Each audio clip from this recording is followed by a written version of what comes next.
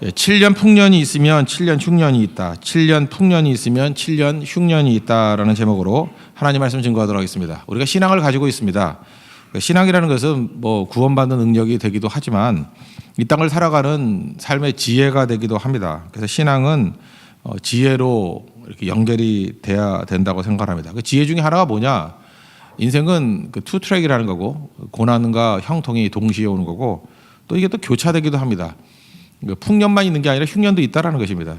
그래서 어느 시대에는 이렇게 7년 풍년을 맛보는 사람이 있습니다. 그런 사람들은 그냥 평생 풍년만 있는지 알아요. 그렇지 않거든요. 흉년도 있다는 것을 아는 게 지혜입니다. 또 흉년만 있는 거 아니죠. 평생 흉년이지 않은데 곧 풀립니다. 풍년도 온다는 거예요. 그래서 이 교차된다는 것을 또 아는 것이 필요하다는 것입니다. 요즘에 우리가 너무 오랫동안 평화가 있었죠. 평화는 공짜로 오는 게 아닌데, 그죠? Freedom is not free. 자유라는 게 공짜가 아닌데. 그러니까 지금 어리석게 되면 항상 깨지거든요. 평화도 맨날 평화가 있는 게 아니에요. 전쟁도 있습니다. 전쟁도 있고, 전쟁이 또 맨날 있는 게 아니고 또 평화도 있고. 그걸 지혜롭게 볼 줄 알아야 된다는 것입니다. 성도에겐 그런 게 필요한 거죠. 그래서 대전제는 뭐냐? 이런 걸 안다 그러면은 성경 계속 우리에게 말씀하기를 준비하라라고 얘기를 합니다. 그러니까 미래에 대해서 준비를 하라. 풍년의 때에는 흉년을 준비해야 되고 흉년의 때에는 곧 풍년이 온다는 걸 생각하면서 준비하고 있으면 절망하지 않고 이길 수 있다라는 것입니다. 그 앞부분에 41장에 보면요, 이제 기근이 왔을 때 요셉이 했던 지혜로운 것 중에 하나가 그런 거였어요. 창고를 새로 짓지 아니하고 각 지방에 있는 창고를 그냥 재활용했습니다. 왜 그럴까요? 자꾸만 지어놓으면은 나중에 흉년의 때가 돼버리면 다 텅텅 비어서 못 쓰게 돼버리잖아요. 우리나라 올림픽 할 때도 뭐 그런 거 있죠. 뭐 잔뜩 지어놓고 난 다음에 나중에 그거 없어져 버리잖아요. 텅텅 비어버리면 어떡하겠습니까? 지금 그래서 과도하게 건축하고 난 다음에 문제가 되기도 하죠. 그러니까 지혜가 있어야죠. 올림픽만이 아니라 그 이후에 어떻게 될 것인가를 볼 줄 아는 지혜. 힘도 마찬가지죠. 내가 맨날 힘이 있어요? 힘 없을 때를 생각해야죠. 그래서 정치도 여당하는 사람이 야당할 생각도 해야 되고 야당할 사람이 여당할 생각도 하면은 함부로 안 하겠죠. 근데 어리석은 사람은 이게 천년만년 갈 줄 알고 그때그때 결정을 하면 또 문제가 된다라는 것입니다. 그러니까 준비를 철저히 해야 된다는 거예요. 그러면 성도들이 준비하는 게 지혜라 그러면 어떤 준비를 해야 될 것인가? 오늘 몇 가지를 한번 살펴본다 그러면 첫째는 저장법. 이게 되게 중요한 개념인데 지식으로 준비해야 된다는 것입니다. 그러니까 믿음으로 준비하라 이런 얘기 많이 들었죠. 그러나 지식으로 준비해야 된다는 거예요. 하나님께서 우리에게 머리를 주셨잖아요. 지식으로 준비하고 배울 줄 알아야 된다는 것입니다. 풍년이 왔습니다. 가격이 왜 떨어지죠? 뭐 수요보다도 공급이 많으니까 떨어지겠죠. 이건 뭐 상식이죠. 그런데 사실은 그게 더 떨어지는 이유가 뭐냐 하면은 곡식을 저장하는 법을 모르기 때문에 그렇습니다. 사자들 보세요. 사자들은 짐승을 잡잖아요. 잡으면 지가 먹고 저장법을 모르잖아요. 모르니까 그 다음에 하이에나가 먹고 그렇게 열심히 안 해도 될 건데 한 마리 잡아놓고 꽤 오래 먹을 수 있는데 저장법을 모르니까 굳이 한다 그러면 땅 파가지고 이게 덮어두는 거죠. 근데 또 땅 파는 짐승들이 있어요. 그래서 그것도 다 뺏기고 저장법을 모르는 거예요. 그러니까 그게 동물이죠. 근데 인간은 이게 저장법을 아는 거 이게 또 되게 대단한 지식이거든요. 저같이 농사를 안 지은 사람은 농산물을 줘도 얼마 못 버팁니다. 다 썩어버릴 거예요. 저장법이 있거든요. 그 국내에도 쌀을 수매하고 난 다음에 아무리 저장을 잘해도 맛이 없어지잖아요. 그게 뭐 7년 정도 지나고 하는 것들은 나중에 못 먹게 되지 않습니까? 그래서 뭐 딴 걸로 돌리기도 하던데 그래도 그런 걸 보면서 알 수 있는 게 뭐예요? 우리나라도 굉장히 뛰어난 저장법이 있다라는 거예요. 그 저장법이 있으니까 버틸 수 있다는 것입니다.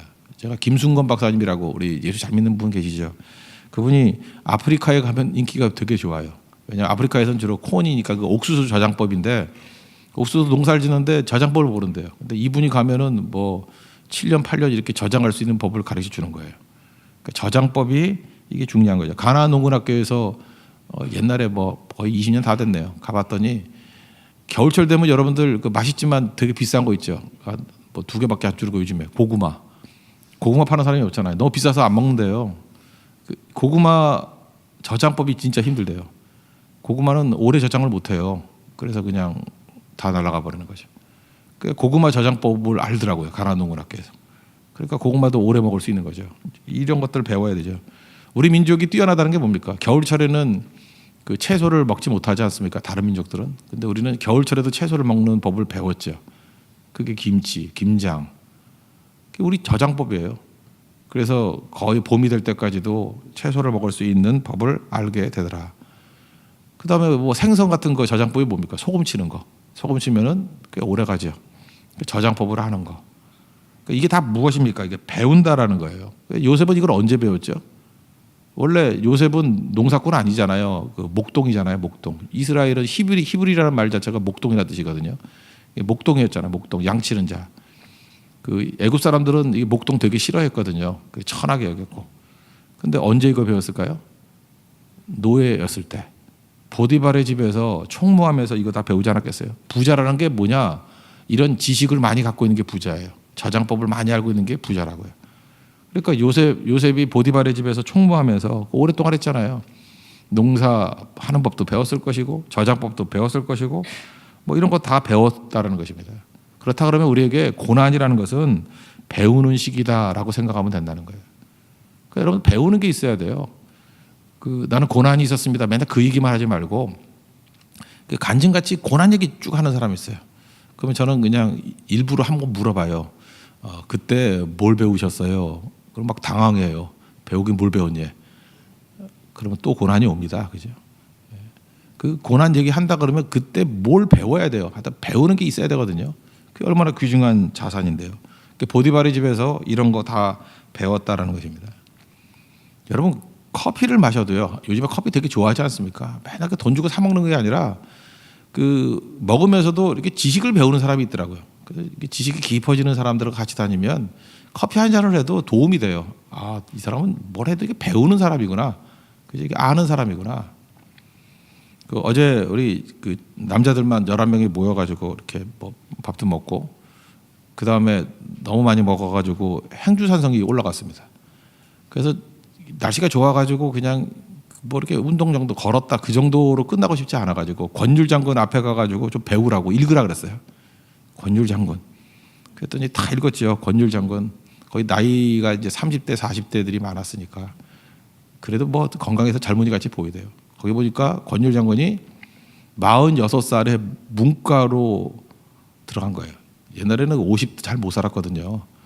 그러니까 굉장히 늦게 합격한 거예요. 공무원으로 합격한 거라고. 그것도 무과도 아니라 문과로. 그거 대단한 거죠. 그래서 제가 그랬죠. 희망을 가지라고. 그랬더니 이제 어떤 형제 그냥 얘기하게 대혁이라는 형제가 저는 10년 남았네요. 그러니까 안 되지 걔는. 그죠?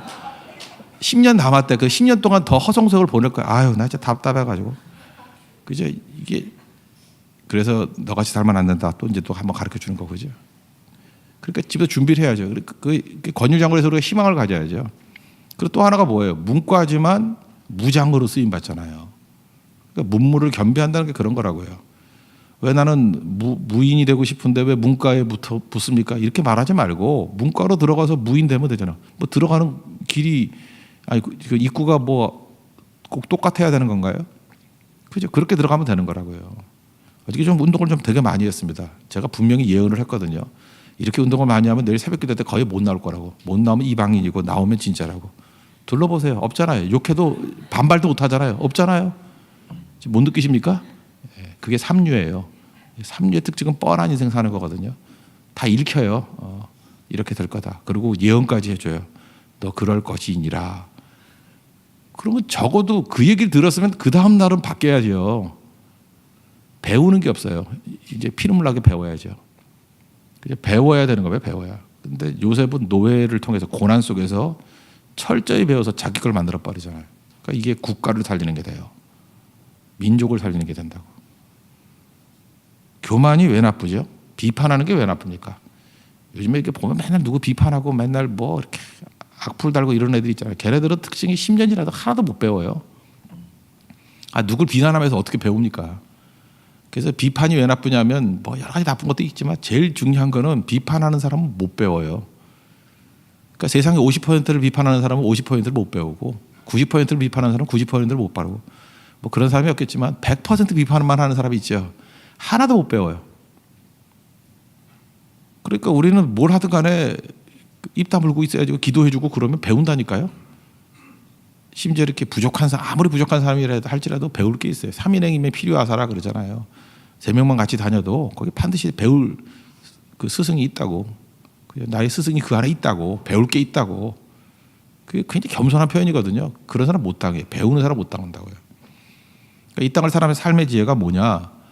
요셉은 준비하는데 지식으로 준비했다는 것입니다. 그게 바로 저장법. 우리에게도 인생을 살아가는데 이런 지혜를 꼭 얻는 우리 믿음의 종 되길 바랍니다. 이게 이제 일종의 그 외적인 거라 그러면 내적으로 두 번째 준비한 게 뭐냐면 그 곡식을 돈 주고 팔았다라는 거예요. 돈 주고 팔았다라는 거.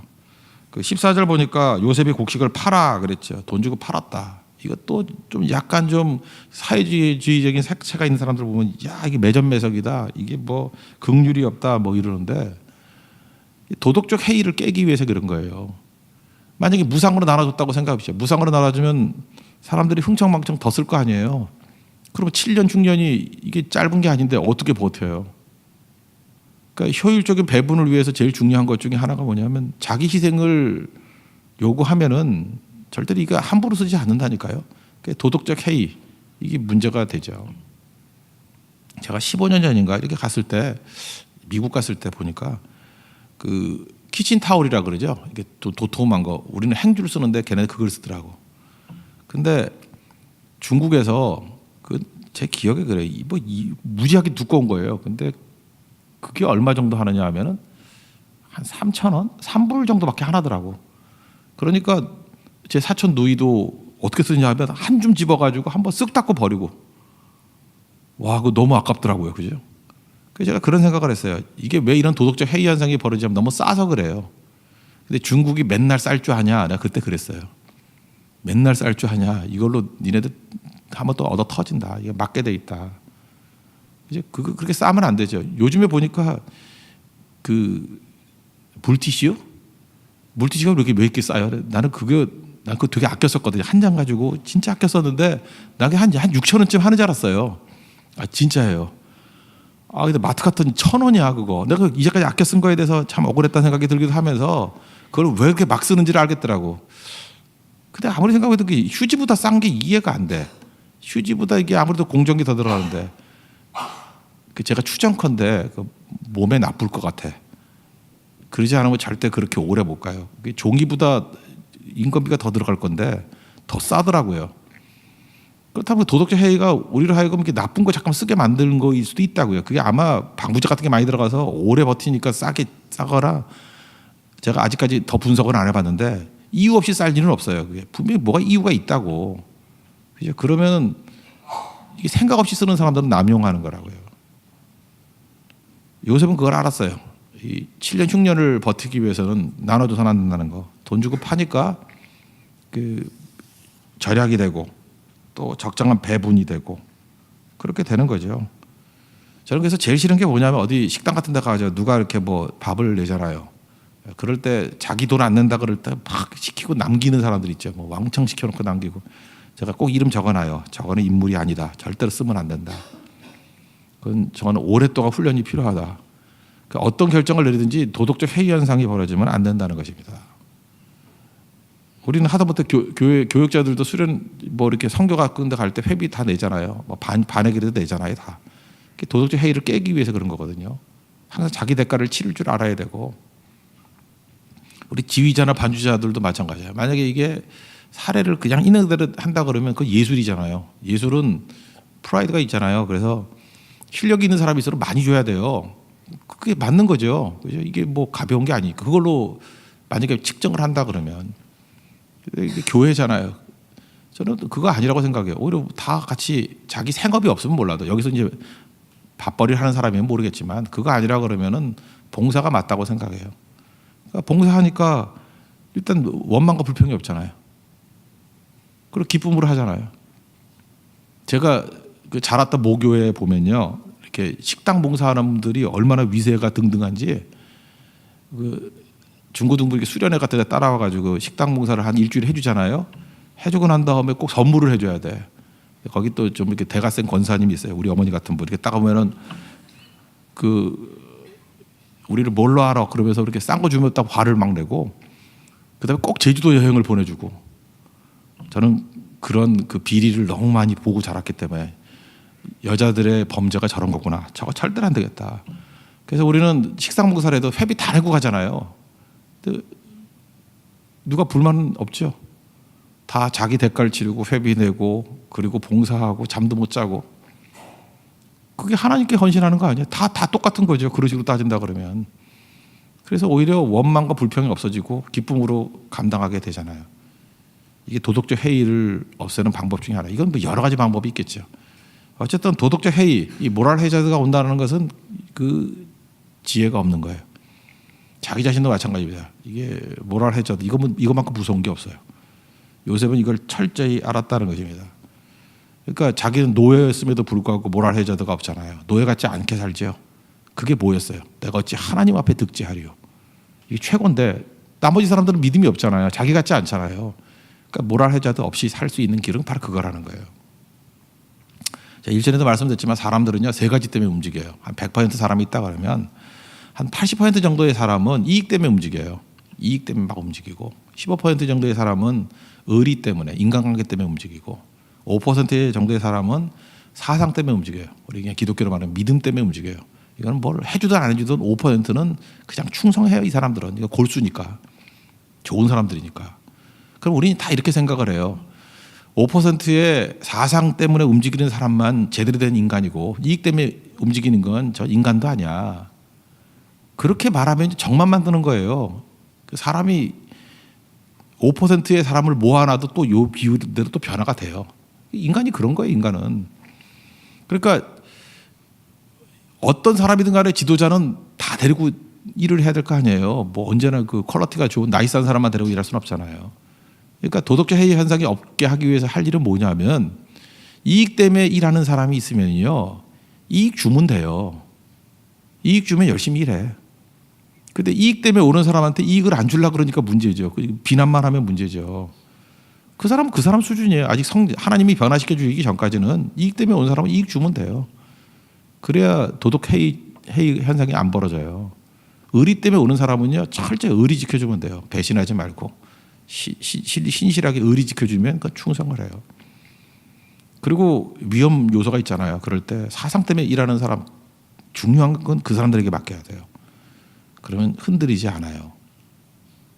이제 교회는 좀 다르죠. 이거보다 좀 더 커져요. 이게 하나님의 은혜와 성령의 임재가 있기 때문에 교회는 이게 비율이 바뀌는 것 같아요. 어떤 때는 이 사상 때문에, 믿음 때문에 움직이는 사람이 좀 상태가 아주 좋은 교회는 한 30%까지 돼요. 그러니까 교회는 무서운 조직이에요. 그리고 의리 때문에, 그죠? 이 관계가 참 좋아가지고 움직이는 사람이 한 30%쯤 되고, 제가 이제까지 아무리 봐도 이익 때문에 움직이는 사람이 40% 이하로 줄어드는 경우는 못 본 것 같아요. 그렇게 변화가 되는 거죠. 그렇게 해서 쭉. 어쨌든 간에 도덕적 해이 현상이 없게 만드는 게 그게 지혜고 능력이라는 것입니다. 이걸 꼭 붙드시고 승리하는 인생 되기를 바랍니다. 저는 어렸을 때 교과서에 그런 거 나왔어요. 독일 사람들은 저약을 많이 한다. 그래서 뭐 나갈 때도 불 꼭 끄고 나가고, 뭐 이렇게 진짜 저절로 불이 꺼지게 만드는 거 독일 사람이 처음 만들었대요. 그래서 뭐 그런 거 만들었다. 교과서에 맨날 그 거짓말을 해도 우리는 확인할 길이 없어요. 독일을 갈 수가 없으니까. 그죠? 독일은커녕 뭐 외국 나갈 수가 없으니까. 그래서 독일은 그런 줄 알았어요. 근데 제가 우리 가족 가운데 이제 독일 있는 분이 있거든요. 그 어렵게 이제 뭐 연락은 안 되다가 오래간만에 와가지고 한번 물어봤어요. 독일 사람들 그런다면서요? 그랬더니 얼마나 전기값이 비싼지 아니? 우리 10배가 넘더라고요. 아하, 그랬어요. 전기 아끼는 방법은 그거예요. 비싸게 받으면 돼요. 우리나라 여자들이 외국 나가면은 돌멩이 맞아 죽으려고 그러죠. 그 한비아 씨가 그 여행 많이 다니잖아요. 그분이 그래도 굉장히 도덕적으로 괜찮아 보이는 분인데, 자기가 그 중동 와가지고 맞아 죽을 뻔했대요. 물 틀어놓고 머리 감을 때. 물 틀어놓고 이렇게 막 머리 감고, 한국 여자들 막 그러잖아요. 머리 그 대먹지 않은 머리 막 10번씩 헹구고. 거기 맞아 죽는데요. 그 물이 얼마나 귀한 건데. 왜 그러죠? 물값이 싸서 그래요. 한 100배쯤 올리면요, 이렇게 담아놓고 이렇게 해요. 그러니까 잠깐 물 막 쓰지 말자 그러지 말고, 만약에 물이 그렇게 자원이 귀중한 거고 아껴야 될 거고 환경이 필요하다 그러면 그냥 비싸게 해주면 그렇게 안 써요, 절대로. 그러니까 이런 게 뭐예요? 지도자가 해야 될 일이라는 거예요. 그래서 절대로 도덕적 해이 현상이 없어지도록 꼭 귀하게 만들도록, 그게 중요하다는 것입니다. 한 가지만 더 간단히 얘기한다 그러면 리듬을 놓치지 말아야 돼요. 리듬을. 이게 그러니까 이건 뭐 경제학적인 얘기인데 수요 창출을 해야 돼요. 수요 창출을. 다 팔아먹었죠. 동물도 팔아먹고 뭐 땅도 팔아먹고. 그러면은 다 팔면 경제가 돌기 위해서는 다 국유화만 하면 되면 안 되잖아요. 이게 돈 주고 살 수 있는 것들이 있어야 되기 때문에. 그래서 23절, 24절에 보니까 다시 종자를 주고 농사지으라 그래요. 돈 벌 수 있는 길을 열어줘요. 그래서 다시 구매력이 생기도록. 간단히 얘기하면은 이게 요셉한 뉴딜 정책이에요. 뭐 최근에 우리 그런 거 있죠. 이게 우리 상식적으로 그냥 웃으면서 한번 듣고 봐요. 저한테도 가끔 그래요. 뭐 제가 경작을 했으니까 뭐 집값이 오를 거예요, 떨어질 거예요. 내가 어떻게 알아요? 그거 알면 내가 뭐 다 하지. 모를 건데 하나 확실한 건 뭐냐 하면은 뭐든지 떨어지려고 그러면 공급이 많아지면 떨어져요. 제가 볼 때 서울 집값은 안 떨어질 것 같아. 서울 집값이 공급이 더 많아지는 길은 딱 하나예요. 재건축밖에 없잖아요. 지금 빈 땅이 어디 있어요? 그러니까 조그만 거 부셔버리고 더 큰 거 짓는 방법밖에 없죠. 근데 공급은 주지도 않고 뭐 살라 그러면 뭐 또 세금 많이 때린다 그러고 앞뒤가 안 맞는 거예요. 그러니까 집값 떨어뜨리려 그러면은 누굴 잡으려 그러면 안 되고 그냥 마구 지어가지고 막 뿌려버리면 폭락해 버려요. 집은 5%만 남아도라도 폭락하거든. 그러니까 이런 거 보면 아는 거죠. 그러니까 제일 중요한 건 뭐냐 하면은 얼러야 돼요. 얼러가지고 살 수 있는 돈 주고 이제 살아. 예, 집뿐만 아니라 모든 게 다. 요셉은 이 경제학으로 볼 때 기본을 잘한 거예요. 이건 뭐 절약한다고 되는 게 아니라 구매력이 뭔지를 아는 거예요. 구매력이 있는 사람으로 만드는 거죠. 그래서 리듬을 타는 거예요. 도는 거예요. 이게 리듬이거든요. 이게 우리 하다못해 커피 한 잔을 마셔도 구멍 2개 뚫잖아요. 압력이 있어야 이게 들어가니까. 다 막아놓으면 안 되죠. 안 나오잖아요. 그러니까 수익과 지출이 다 되도록 만드는 거. 그게 되게 중요한 거거든요. 아라비아 로렌스 거기 나오는 주인공이죠. 로렌스가 그런 얘기를 했어요. 나는 기계가 아니다. 남자 얘기인데요. 땅에서 리듬을 느껴야 된다. 여기 지금 여자분들은 잘 모르겠어요. 남자분들의 한해서만 얘기인데 어제 제가 운동을 했다 그랬죠. 이유가 뭐냐면 남자들에게 좀 활력을 주고 싶어서 그랬어요.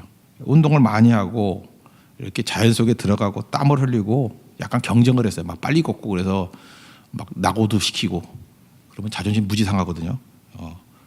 이렇게 살면 안 되겠다 이런 게 느끼고 그러면 거기서 리듬을 느껴요. 그러면 좀 대먹은 남자들이라 그러면요. 그때부터 새로운 출발이 되는 거예요. 리듬을 느끼기 때문에. 그래서 남자들은 한번 훈련 받고 오거나 이게 자연에 부딪히거나 운동을 하거나 그럴 때 잘 되는 거예요. 저는 명확히 알아요. 오래 하는 사람은요. 남자들의 한해서예요. 운동을 못하는 애들은 뭐든지 오래 못해요. 남자의 리듬은 육체적인 거에서 나오는 거거든요. 막 격한 운동을 하거나 이러면 머리도 돌고요. 성실해지고요. 다 똑같아지는 거예요. 남자들 그 인생 망치는 방법이 뭐냐. 백수로 놀면 돼요. 먹고 자고 그러면 아주 폐인돼 버려요. 이게 쏟아부는 게 없으면 안 되니까. 요셉은 이걸 알았던 것 같아요. 국가 전체적으로 이게 흐름이 있게 만드는 거예요. 플로어가 있게 만들고 리듬이 있게 만들고 이걸 시스템화 시켰어요. 28, 26절 보니까 이걸 토지법을 세우고 이게 지혜라는 거예요. 지혜. 하나님 앞에서 우리 믿습니다라고 하는 것도 되게 중요하지만 하나님께서 우리에게 주셨던 이런 그 저장법, 지식이 중요한 것도 준비해야 되거든요. 지식으로 준비할 줄 알아야 되고 정신적으로 준비하는 도덕적 해이 없도록 만드는 거고 그 다음 중요한 게 뭐예요? 리듬과 흐름을 만드는 거예요. 이거는 의지만 갖고 되는 게 아니거든요. 흐름이 있으면 나중에 저절로 되는 거예요. 이런 요셉과 같은 지혜를 가지고 우리 앞에 놓여 있는 문제들을 해결해 나갈 수 있는 우리 하나님의 거룩한 종 되기를 바랍니다. 네, 자리에서 일어나겠습니다. 새벽부터 우리 찬양하겠습니다. 496장.